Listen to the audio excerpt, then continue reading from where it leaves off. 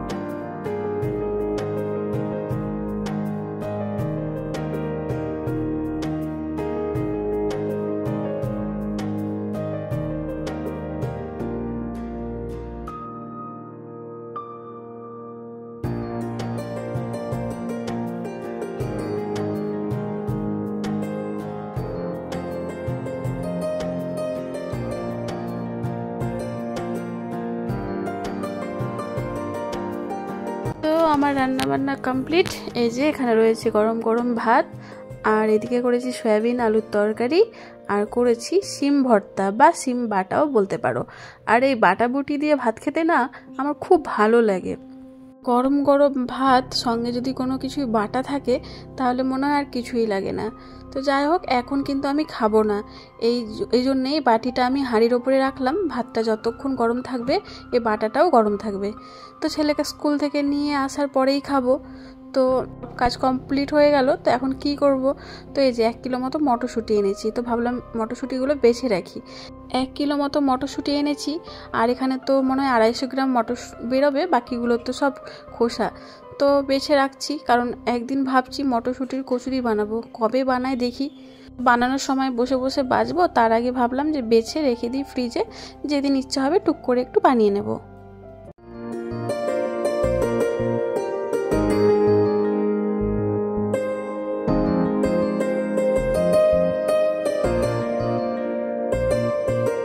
তারপরে গিয়েছিলাম ছেলেকে আনতে, ওকে স্কুল থেকে নিয়ে এলাম। এখন মা ছেলে মিলে একসঙ্গেই খাওয়া দাওয়া করব। আজকে অনেকটাই দেরি হয়ে গেল, এখন আমি খাওয়া দাওয়া করছি। এখন বাজে বিকেল 4টে, আর ভাতটা দেখতে পাচ্ছ আমার কিন্তু গরম আছে, যেহেতু আমি ওকে স্কুল থেকে আনতে যাওয়ার আগে কিছুক্ষণ আগে রান্না হয়েছে। তো ভাতটা একেবারে ঢাকা দিয়ে রেখেছিলাম, সেই জন্য ভাতটা গরমই রয়েছে। তো চলো খাওয়া দাওয়াটা করে নিই। তো কেউ চকলেট দিল না, আমি নিজেই কিনে এনেছি চকলেট।